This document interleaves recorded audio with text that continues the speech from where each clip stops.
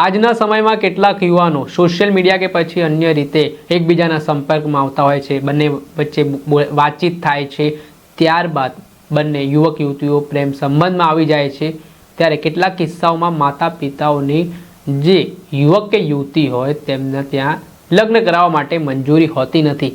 ત્યારે આવા સમયમાં યુવક યુવતીઓ છે તે અગમ્ય કારણોસર પગલું ભરી લેતા હોય છે કે જેના કારણે આખા પરિવારને સજા ભોગવવી પડતી હોય છે। ત્યારે વાત કરીએ તો સુરત જિલ્લાના માંગરોળના વાકલ ગામની ઘટના સામે આવી છે, જેમાં ગ્રીષ્માકાંડ જેવો જ આ બનાવ કહેવાઈ રહ્યો છે, જેમાં આ સનકી આરોપી પ્રેમી દ્વારા પોતાની જ પ્રેમિકાની છરીના ઘા ઝીંકીને હત્યા કરી દેવામાં આવી છે। ઘટનાની વાત એવી હતી કે જે યુવક અને યુવતી છે છેલ્લા ઘણા સમયથી પ્રેમ સંબંધમાં હતા।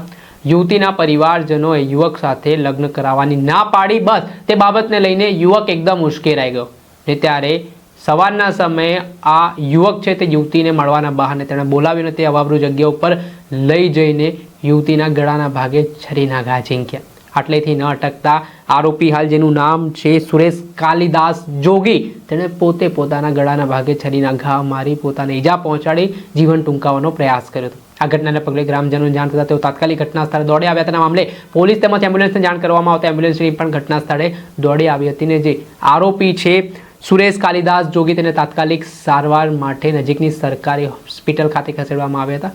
આ મામલાના સંદર્ભમાં સુરતના ડીઆઈજી હિતેશ જોયસરને જાણ થતાં તેઓ પણ ઘટના સ્થળે દોડી આવ્યા હતા। તેમણે પત્રકારો સાથે વાતચીત કરતા શું વાત કરી તે સાંભળી લો।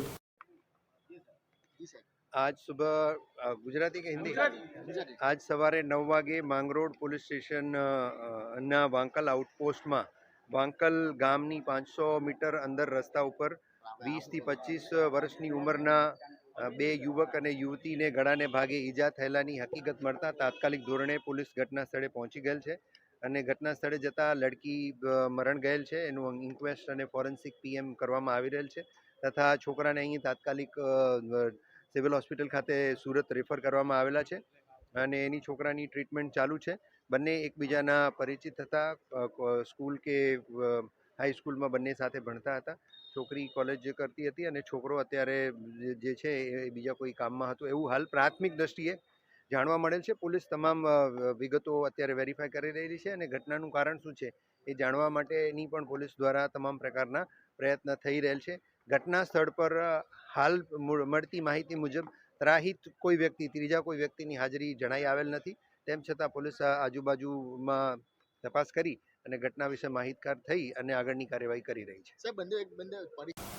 હતા સુરતના ડીઆઈજી હિતેશ જોયસર, જે સમગ્ર ઘટના સામે આવી તેમણે જે પ્રાથમિક માહિતી પત્રકારોને આપી। આ મામલાના સંદર્ભમાં આરોપી સામે હત્યા અંગેનો ગુનો નોંધ્યો છે અને આગળની કાર્યવાહી હાથ ધરવામાં આવી છે, પરંતુ પ્રેમ સંબંધ કરુણ અંજામ આપવામાં આવ્યું છે, જેમાં